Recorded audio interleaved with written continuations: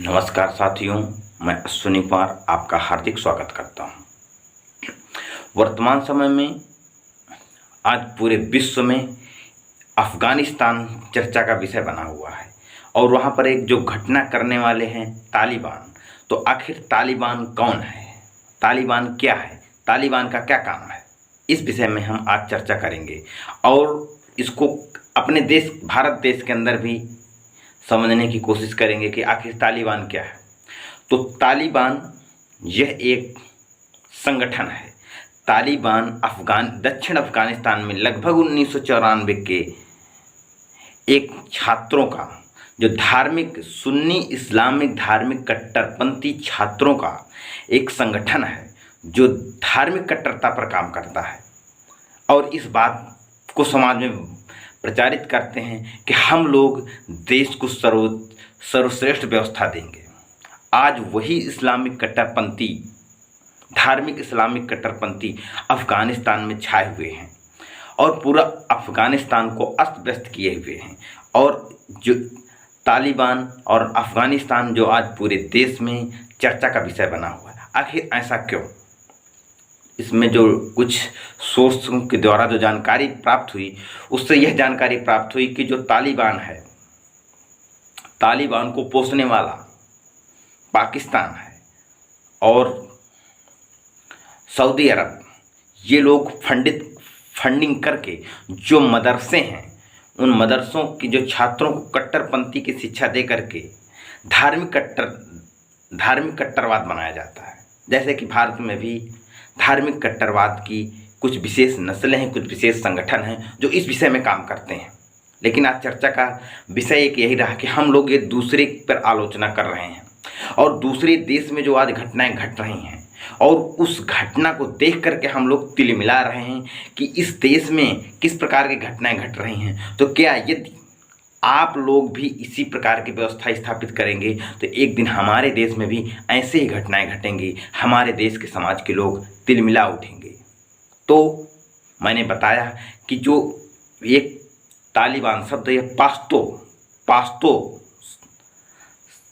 पास्तो एक शब्दावली है जिसका अर्थ होता है ज्ञानार्थी या छात्र।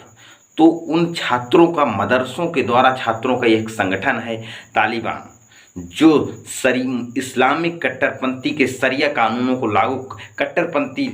कट्टरपूर्वक लागू करने की बात करता है। और वह इस स्तर तक बात करते हैं कि किसी भी महिलाओं को शरीर का अंग नहीं दिखना चाहिए।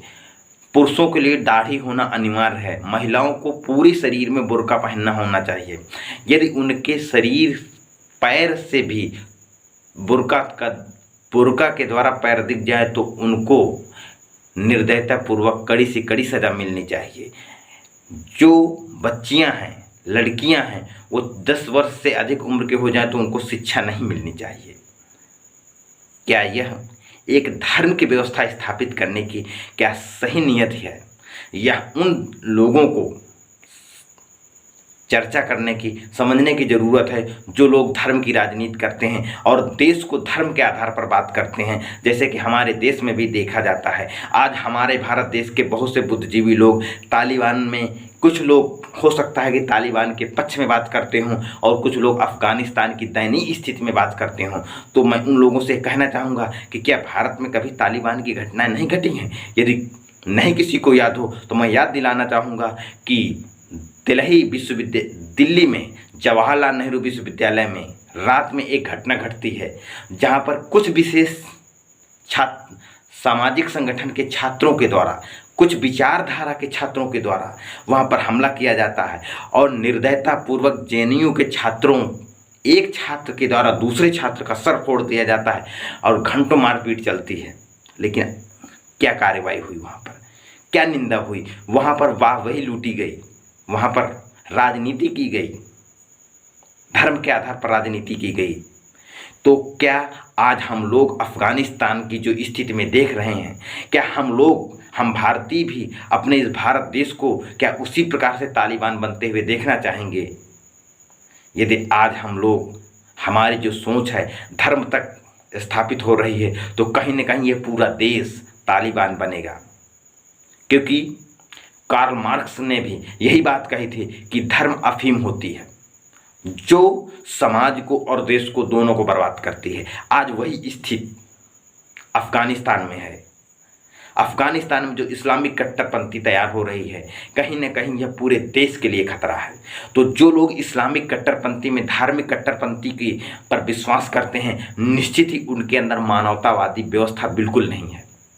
और जो लोग इसका समर्थन करते हैं, उन लोगों के अंदर मानवतावादी व्यवस्था नहीं है। वो लोग मानव जाति की परिभाषा नहीं समझते हैं, क्योंकि शरिया कानून की जो वो बात करते हैं, वह ये बात करते हैं समझने के लिए एक ज़रूरत, बहुत थोड़े से विवेक की ज़रूरत है कि 10 वर्ष की उम्र की अधिक लड़की विद्या नहीं ग्रहण कर सकती है। उसके विश्वविद्यालय और स्कूलों कॉलेजों के दरवाजे बंद हो जाएंगे, और यदि उसके स्वास्थ्य में कोई कमी होगी, यानी वह अस्वस्थ होगी, तो किसी भी पुरुष डॉक्टर के द्वारा उसका चेकअप नहीं किया जा सकता है। और किसी भी महिला को नर्स या डॉक्टर बनना नहीं दिया जा सकता है। तो आखिर ऐसे में क्या जीवन जिया जा सकता है?